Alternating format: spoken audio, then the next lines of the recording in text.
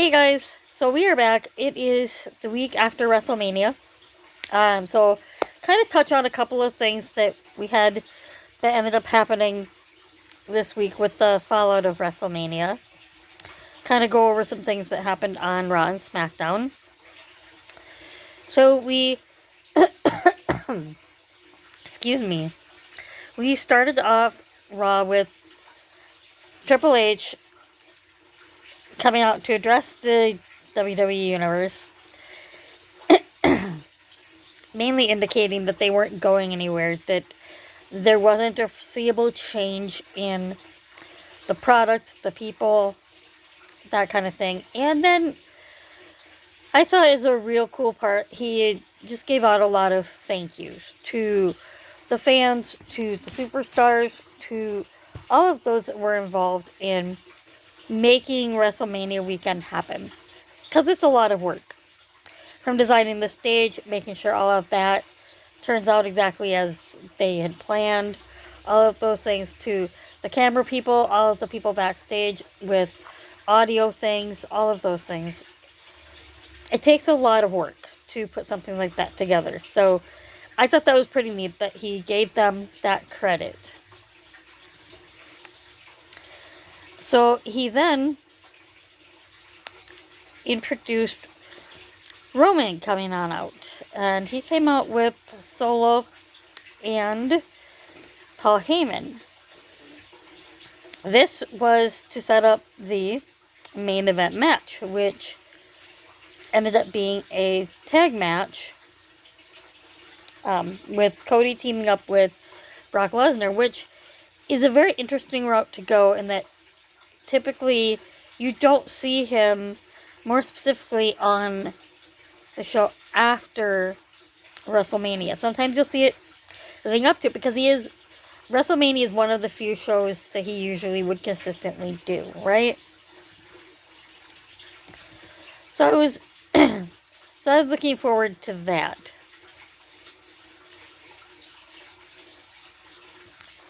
We then had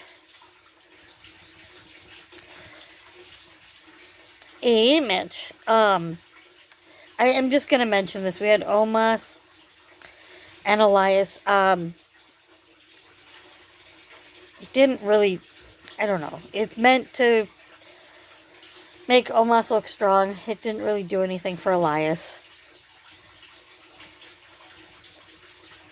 We could have done something different. Then we have Heyman sending the Usos back to the bus for the night.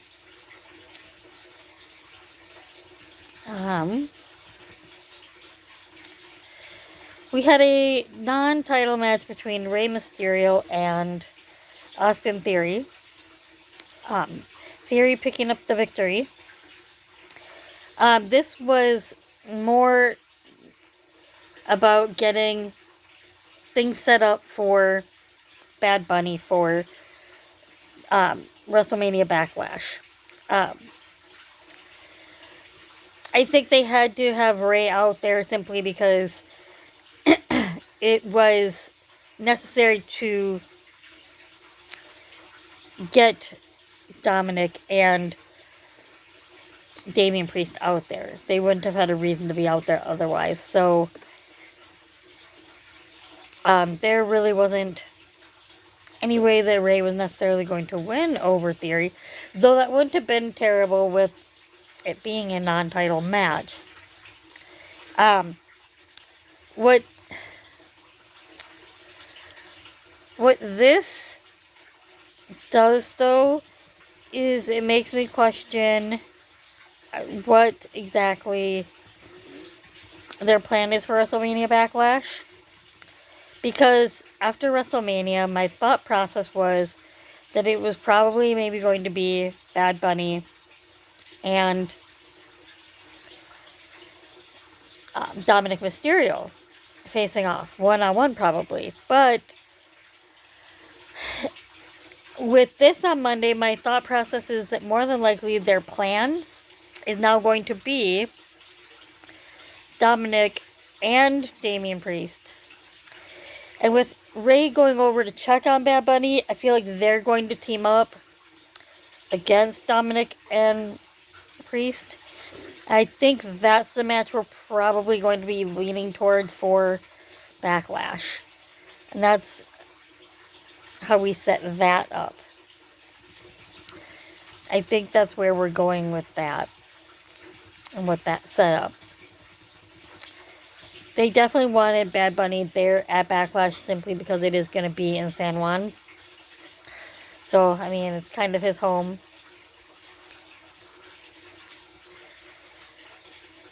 Okay, we have then Sami Zayn and Kevin Owens.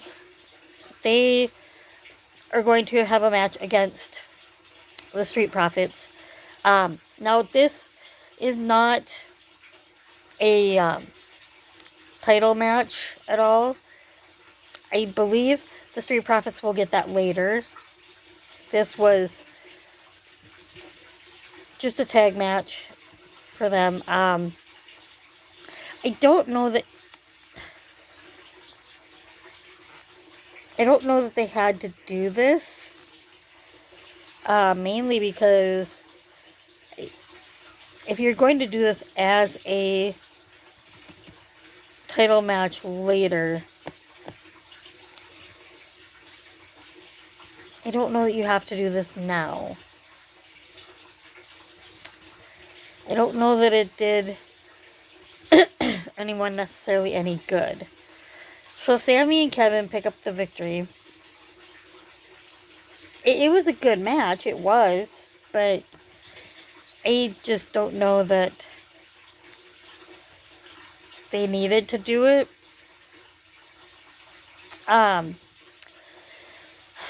This next piece was essentially just Seth coming out.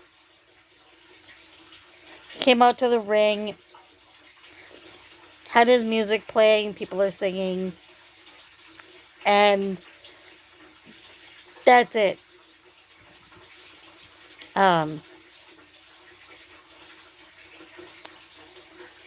They do nothing with it, and I feel like there was supposed to be something there, and my understanding is that it got pulled, and maybe Seth was just never told before he went to the ring, and maybe the intention was for him to go to the ring just to be seen, but it doesn't really do anything for anyone. I really feel like they didn't need to do that way. That was kind of a waste. Yeah, it got Seth on the show, but... Okay, then we have Bobby Lashley and Mustafa Ali. It sets up something for Lashley, and it gets Ali on the show.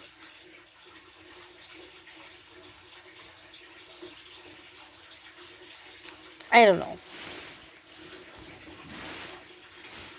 It was okay.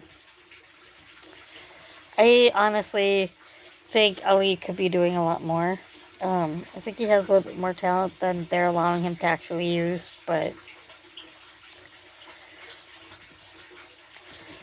Okay, so this next segment has me a little confused where they're going with this. So, they have Bianca come out.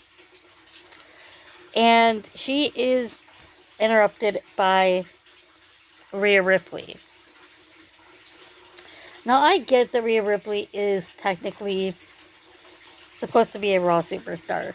If they even really have them really labeled like that at all. You don't see a lot of her on SmackDown. We will now, I'm sure, with her being the SmackDown Women's Champion, but the interaction at the end, which essentially had her say that they were going to see each other down the road.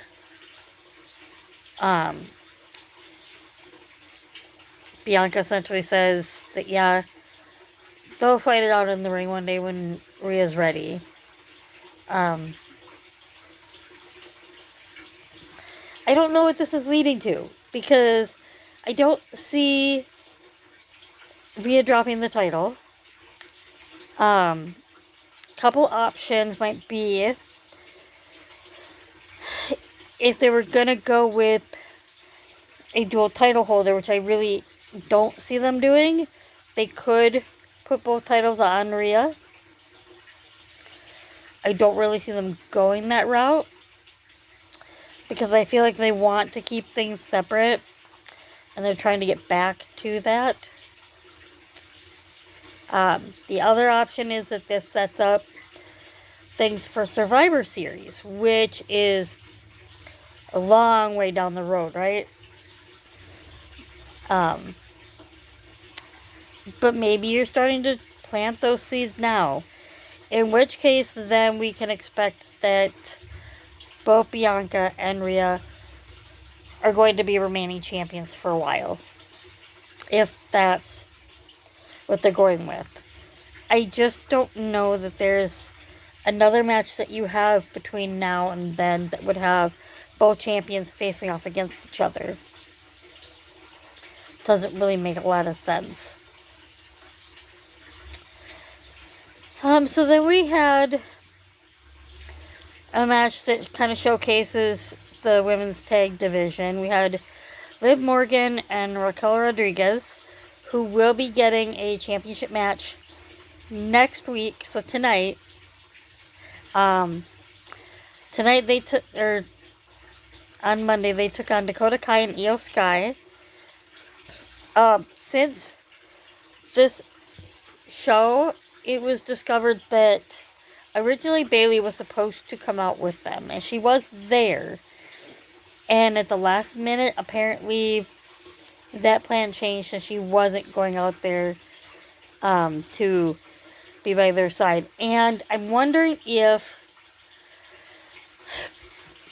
So because they did not win, so Liv Morgan and Raquel picked up the victory. And I'm wondering if this is leading towards maybe potentially a split with Damage Control, as far as them splitting from Bayley. Maybe. And I say that because you've seen several instances where she has inserted them into a match that they didn't necessarily have the intention of taking, and was accepting matches on their behalf. And you could tell kind of by facial expressions that they weren't necessarily super happy with her doing that. So we'll see if that's where this is going. It might not. Then we have Miz coming out. I love the Miz. Okay, he's very entertaining. Even if he is not involved in a championship feud in some way, shape, or form, he is entertaining. So he goes on about all of the surprises that he has had over the weekend. George Kittle, Pat McAfee, Shane, Snoop Dogg. And he says, tonight there will be no surprises. And Matt Riddle's music hits. I loved it. I am not gonna lie. It was so fun to see Miz's expression, the way he takes off his sunglasses. It was good to see Riddle back. So I'm sure that's where they're going there.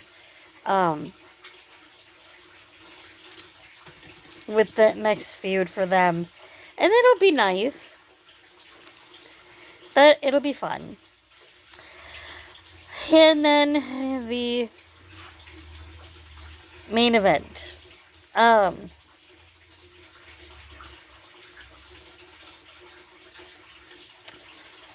don't know what else to say about that.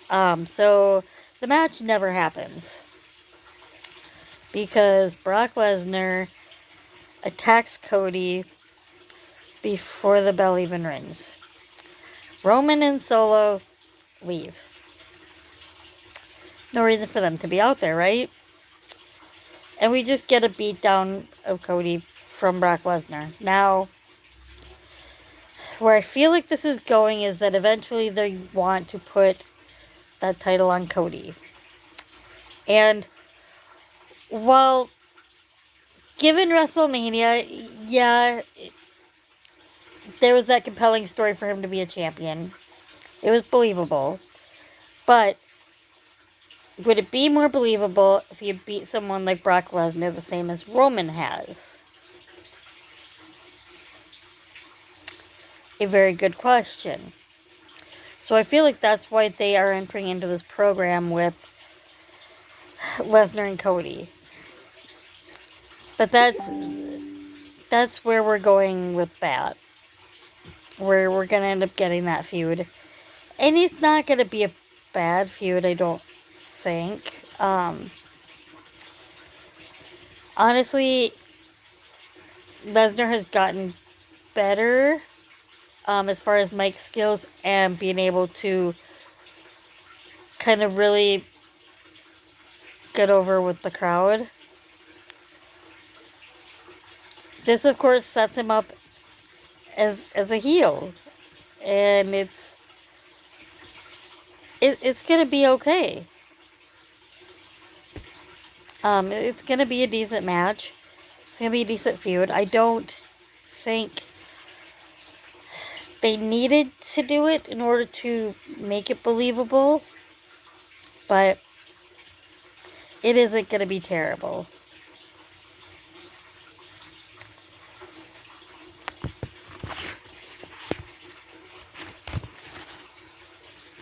Okay. So, the last thing I'm going to talk about with Monday Night Raw, there was just one backstage segment showing Trish Stratus, Becky, and Lita. It didn't have a lot to it, necessarily.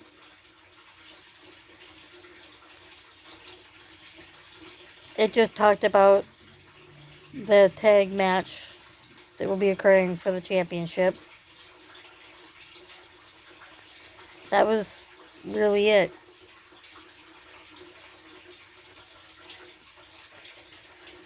But it did get them on the show. So there is that.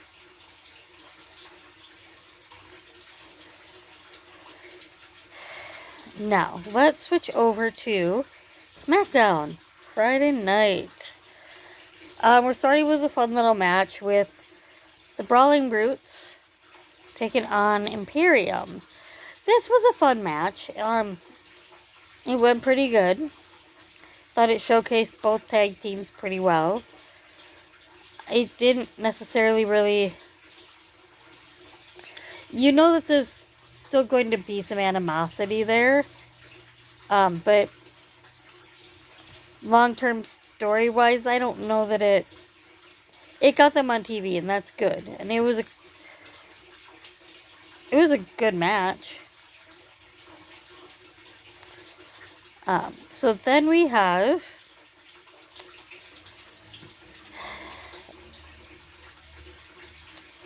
the setup for Jey Uso taking on Sammy later on in the night.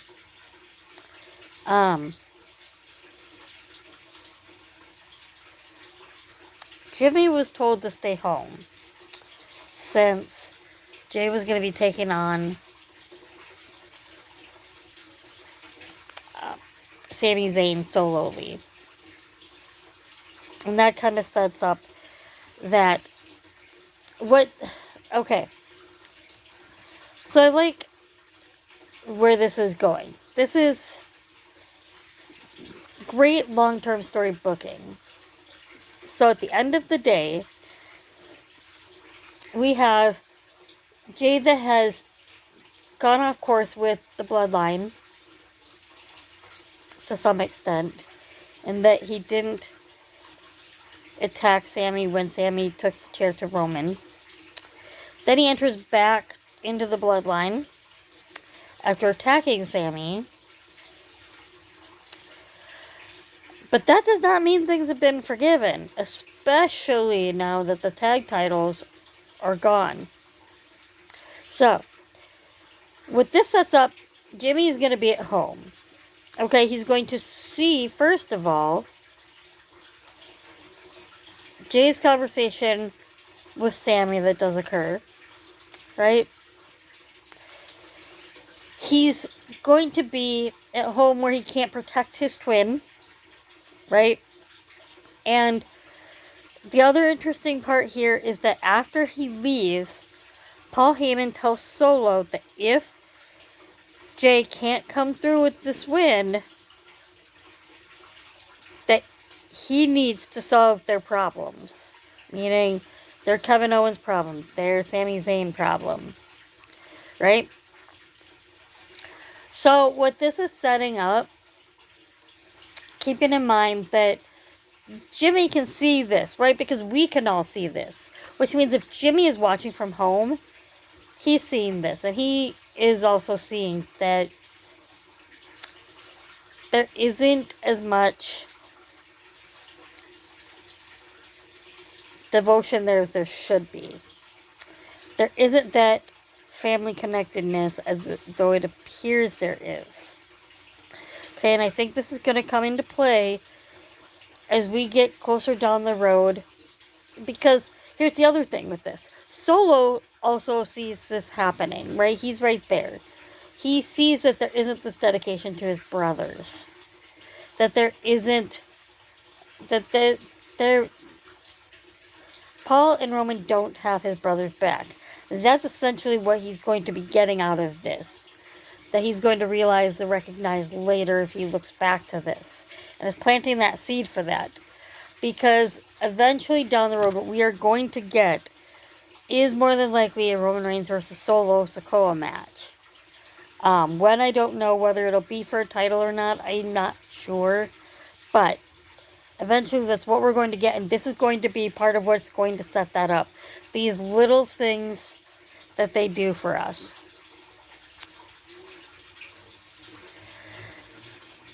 We then had a match, Ivar and Ricochet. Just a quick little match. Not really anything special. Wasn't bad. Ricochet ends up winning.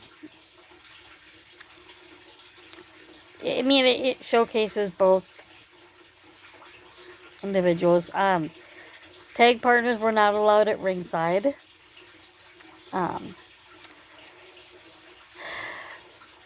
We had the chat with Kevin Owens and Sammy in the back. That'll go into their Sammy and Jay's match later. We then had the tag match with Liv Morgan and Raquel again, taking on this time Natalya and Shotzi.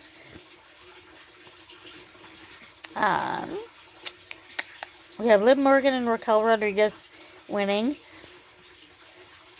So, I don't know where this exactly is going to go as far as that goes. Because we're going to get the tag title match tonight.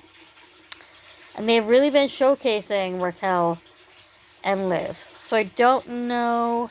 Because at first I didn't really think they were going to keep the titles on Becky and lead along. My thought process at the time was that they would probably take them off of them almost right away to Ronda and Shayna. Now, that didn't end up happening. Right? Because their first defense is against Raquel and Liv. Now,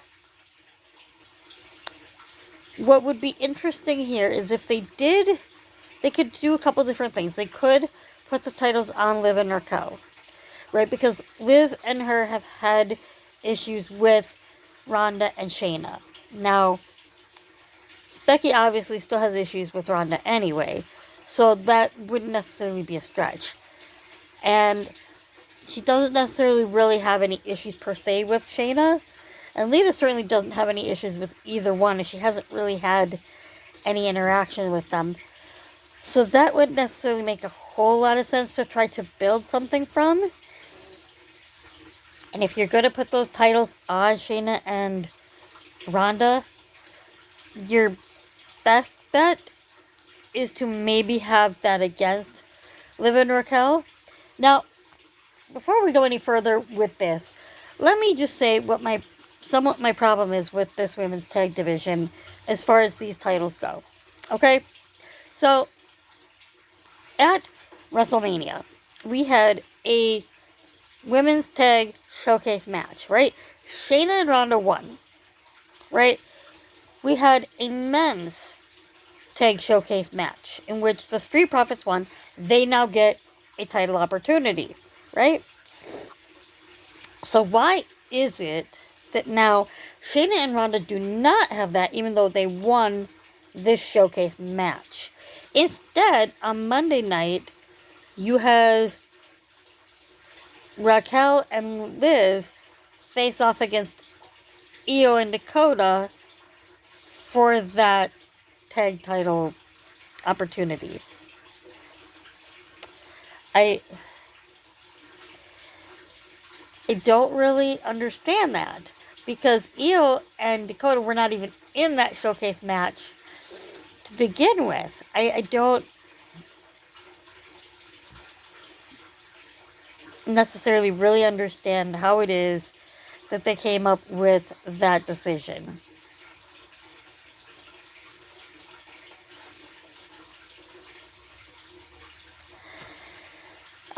Okay. We have LA Knight is complaining about not being on WrestleMania backstage.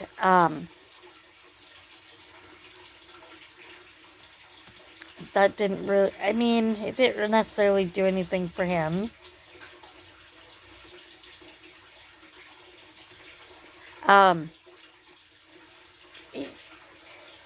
It sets up maybe a feud with Xavier Woods, maybe,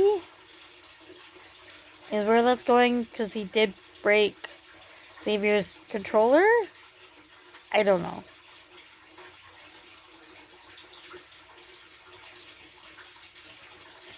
And that wouldn't necessarily be bad. It would give them something to do. So to close out... Oh, wait. No. First of all, Triple H announces the draft is returning. So hopefully... Here's all I have to say here. If we're going to do this draft, then we need to bring back that strict policy of... If you've got SmackDown stars and Raw stars, they need to be separate.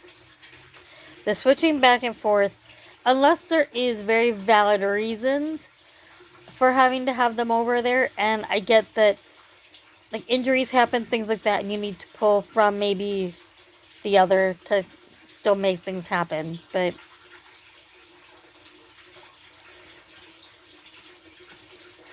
that's the only thing that I'm hoping they do if they're going to go back to this whole idea of having this draft.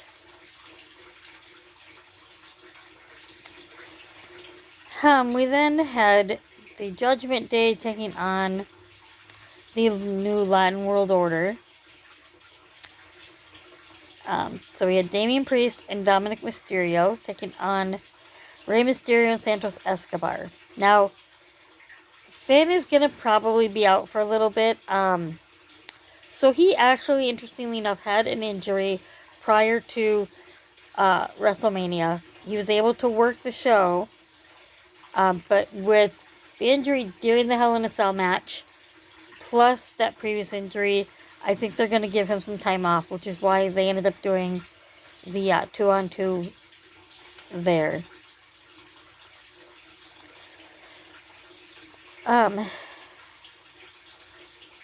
We have Judgment Day picking up the victory. I like that they're making them look strong.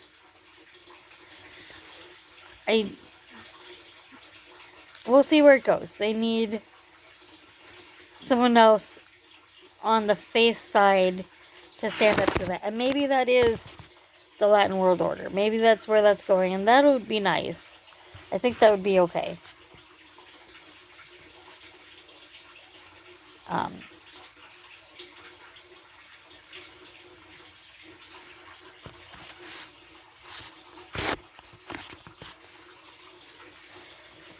We then had Sammy trying to talk to Jay. And they're talking when Sammy hears a disturbance. And it ends up being Kevin Owens being attacked. And pretty sure that it's Solo.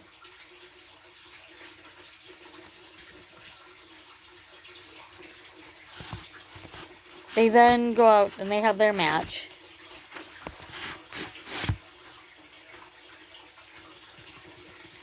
And it was a decent match. Jey Uso ends up picking up the victory.